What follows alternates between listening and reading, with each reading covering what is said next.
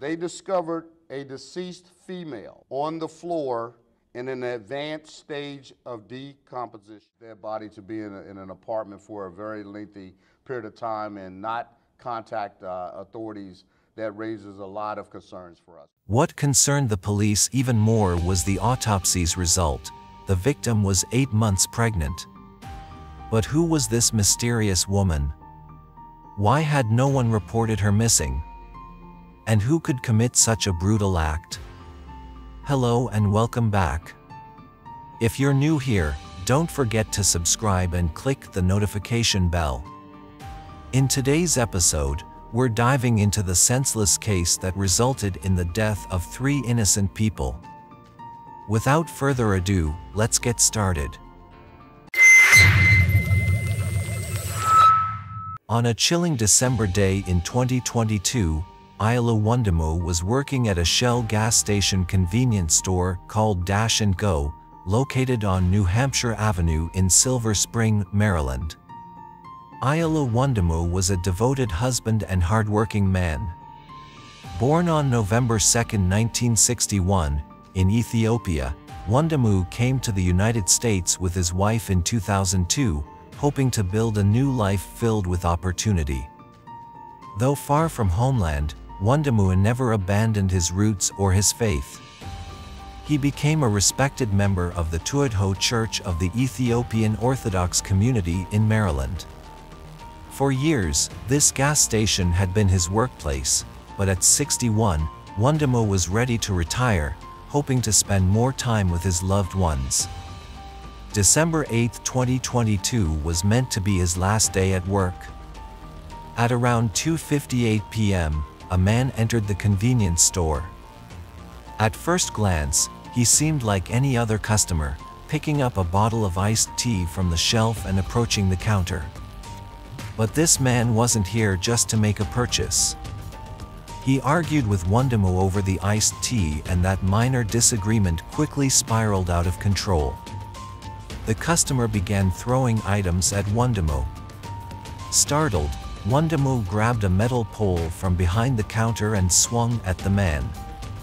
His intentions were clear: to protect himself and de-escalate the situation. The man stepped back and without warning, pulled out a gun from his pocket, a silver handgun, glinting under the store's fluorescent lights. Aiming directly at Wondimu, he pulled the trigger, firing a shot at point-blank range. But the violence didn't end there. The assailant, filled with rage, climbed onto the counter and fired multiple rounds, ensuring that Wondimu's death. Satisfied, he grabbed his bottle of iced tea, casually walked out of the store, and disappeared into the streets. At 3:03 p.m., police received a distress call.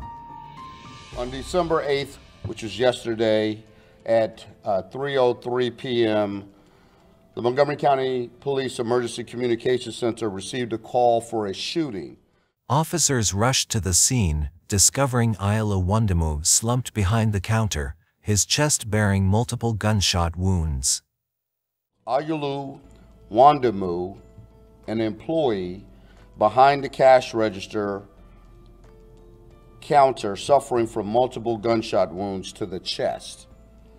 Wondimu was pronounced deceased on scene by Montgomery County Fire Rescue personnel. Medical personnel attempted to save him, but it was too late. Wondimu had succumbed to his injuries. A day meant to begin a new chapter instead marked his tragic end. As police began their investigation, they turned to the store's CCTV footage. After carefully reviewing each second and collecting statements from witnesses, they quickly identified the suspect, 31-year-old Tory Damian Moore. Moore was observed leaving the store and headed in the direction of the Enclave Apartments, which is across the street. Detectives from Major Crimes applied for and obtained an arrest warrant charging Tory Moore, 31 years old, with first-degree murder and use of a firearm during the commission of a violent crime. On December 9, 2022, authorities officially charged Tory Damian Moore with first-degree murder and the use of a firearm in a violent crime. Surveillance footage proved invaluable, capturing not only the brutal incident but also Moore's escape route from the convenience store. As investigators traced his movements, they discovered Moore resided in the Enclave Apartments, located right across the street from the crime scene. Given the violent nature of the crime, a SWAT team was dispatched to execute a no-knock search warrant at his apartment. Under a no-knock warrant, police can enter a residence without warning, prepared to act swiftly and forcefully.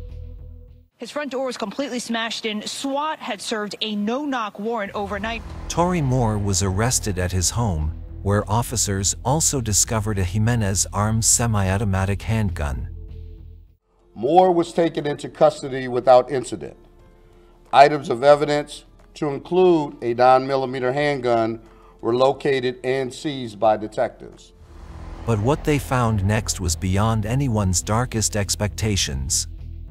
Lying on the floor, concealed in the shadows, was the decomposing body of a woman. The corpse, nearly mummified, had deteriorated so bad that identification was impossible. It was transferred to the Montgomery County office of the Chief Medical Examiner for an autopsy. When SWAT made entry, and after arresting Moore, they discovered a deceased female, believed to be an adult, on the floor in the apartment in an advanced stage of decomposition. When questioned by police, Moore calmly admitted the horrifying truth: the victim was his girlfriend, Denise Middleton. He killed her during a heated argument. Then came the chilling revelation: Middleton was 8 months pregnant at the time of her death. What appears to be a 26-year-old female who was 8 months pregnant. Despite Middleton suffering 7 gunshot wounds, no one reported any unusual sounds on the day of her murder. For weeks, Moore lived alongside her decomposing body without alerting anyone. Even more strangely, no missing person report had been filed by her family. No formal complaints had been made about strange odors from Moore's apartment. One resident, Tony Panetta, noticed an overwhelming stench as he stepped out of the elevator near Moore's residence, but he thought it was rotting trash. Another neighbor, Leah Kemp, explained she had reported foul odors in the hall but only received one letter from the Enclave Apartments manager. We will be launching a new property management software system and a new resident portal. The resident portal will no longer be available. I think that is crazy because our portal to make requests has been down for 2 months. So even if there were requests, they could have just gone unnoticed or have not been documented.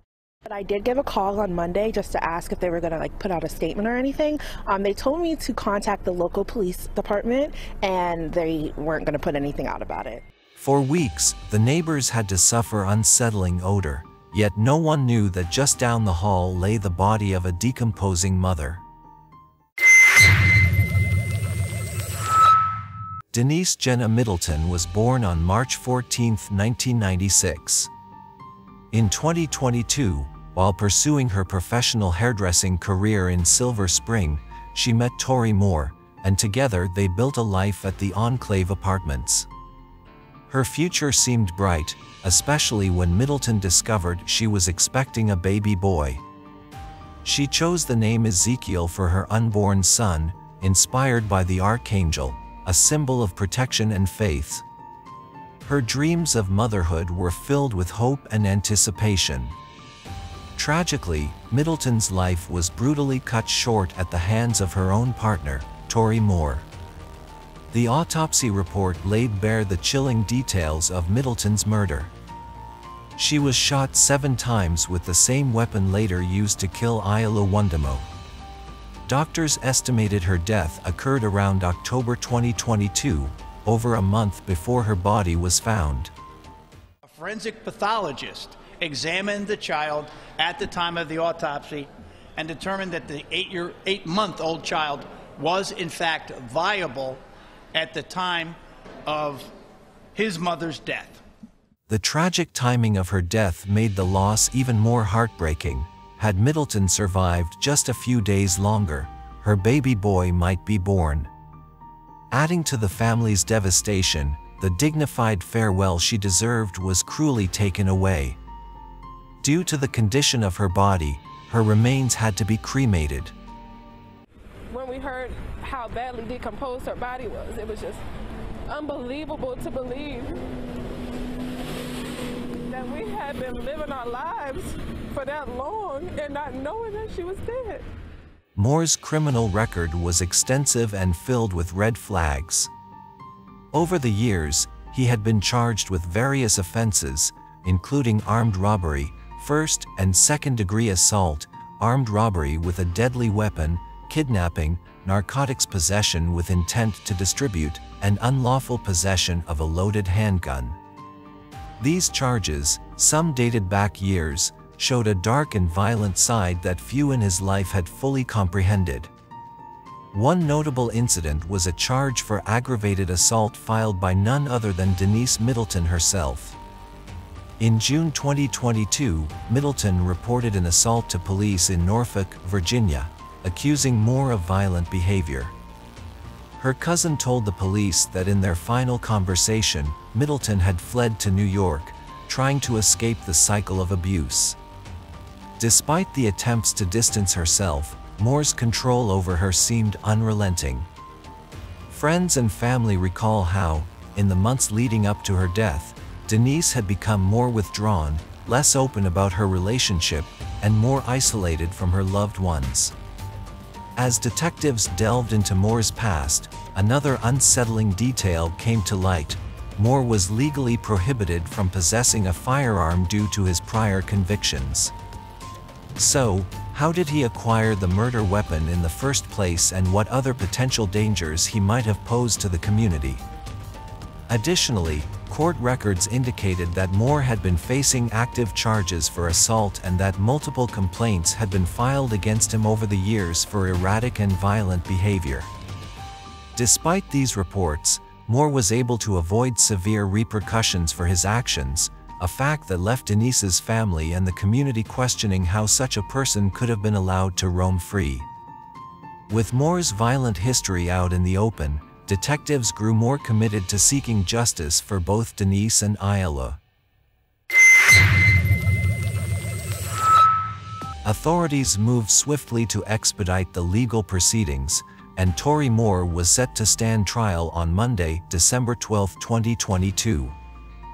Initially charged in the murder of Ayala Wundumo, Moore now faced additional charges for the death of Denise Middleton and her unborn child. Recognizing the gravity of the situation, authorities also included a charge of violence against a pregnant person. After his arrest, Moore was transported to Montgomery County Police Headquarters, where he was read his Miranda rights and subsequently interviewed. During questioning, Moore admitted to visiting the convenience store, arguing with the clerk, and ultimately shooting him. However, when asked about Middleton's death, Moore denied any involvement. Although he had admitted to killing her, his initial confession was deemed inadmissible in court because it was made before he was advised of his rights. Moore now claimed he traveled to New York City to bring Middleton back to Maryland. When asked for a time frame, he referenced a vandalism incident involving his apartment door, saying he had left for New York shortly after reporting it to Montgomery County Police. Records confirmed Moore's report of the vandalism on May 12, 2022. Shortly after returning from New York City to Silver Spring, Moore and Middleton went out to pick up some food. On the murder day, though he did not specify exactly when, Moore recounted an argument erupted between them as they made their way back to the apartment. This conflict would ultimately end in her death. During that argument, Moore pushed Middleton down in front of his apartment, claiming she reacted like he was trying to kill her. He instructed her to get off the ground and stop putting on a show. According to Moore, Middleton remained visibly upset as they entered the apartment. He admitted a slap was probably thrown and I probably choked her a little bit. Afterward, the couple went to the bedroom. Moore tried to calm Middleton down. Then he left the apartment to buy marijuana. About an hour later, he returned, only to find Middleton unresponsive. When investigators questioned him about gunshot wounds or visible injuries on her body, Moore claimed he wasn't certain. He repeated that Middleton was pregnant, telling him the baby was his, a boy due in October. Till the end, Moore continued to deny any involvement in Middleton's death. He claimed that a few days after discovering her body, he traveled to California, where he remained for over a month before returning to his Maryland residence. Despite Moore's denials, the evidence against him, including witness statements and corroborating physical evidence, made it highly unlikely he could escape the charges. Police and prosecutors had gathered substantial proof, reinforcing the case for his involvement in both murders. Moore's first court appearance was on December 12, 2022, at the District Court in Rockville, Montgomery County, where the public eagerly awaited the swift and decisive justice. However, Moore's defense team requested a mental health evaluation. After reviewing the report from the Office of Court-Ordered Evaluations and Placements within the Department of Health, Justice Amy Bills ruled that Moore was not competent to stand trial. Not competent to stand trial, and was also a danger to himself or to others. This request brought the legal proceedings to a temporary halt, frustrating the families of the victims who were desperate for closure. Tory Moore appeared in court for further hearings on December 15 and December 19, 2022, each addressing his mental competence. In every session, Moore was deemed unfit to stand trial. State's Attorney John McCarthy voiced serious concerns, emphasizing Moore's potential danger to himself and others should he be released into the community. Consequently, Moore was held in police custody without the possibility of bond. It's important to note that he is not free in the community. He is being held without bond because of the dangerousness, even though it's still pending as an evaluation for competency. Moore's request to be released under pretrial supervision was also denied. In an emotional interview, Middleton's cousin expressed her frustration, saying, "I believe that when he got to a point where it was just too much to bear, he came over here to get caught. You think this was just his way of going out with a bang, and he didn't know what to do with her body. I hope that judgment is passed down swiftly on Tory Moore. He is not incompetent at all. I do not believe he is incompetent to stand trial because he was able to tell the cops what he did to her and why." As news of Moore's alleged incompetency spread, people took to social media and local news outlets, voicing their anger and disbelief. Many questioned how someone with Moore's history and the evidence against him could be deemed unfit, fearing that he might escape accountability. The court acknowledged these concerns, yet under Maryland law, competency to stand trial must be fairly evaluated. Competency assessments consider whether a defendant understands the nature of the proceedings and can actively participate in their defense. Though the delays frustrated many, the court had a legal obligation to ensure Moore's rights were protected, regardless of the severity of his alleged crimes. After the court's ruling, Moore was placed in a mental health facility for treatment. In 2023, he was finally deemed fit to stand trial. The next year, on May 16, 2024, 33-year-old Tory Damian Moore, guilty of first-degree murder, use of a gun while committing a violent crime and illegal possession of a gun in the death of Isla Wundamo. Moore faces life in prison in connection to the shooting. He is expected to be sentenced on December 12, 2024. Meanwhile, Middleton's murder trial is scheduled on November 18, 2024. As the community awaited the next steps in Moore's case, Middleton's family held on to hope that justice would ultimately prevail. They knew the road ahead would be long and filled with challenges, but they were determined to honor Middleton's memory and protect the future of their community. What do you think?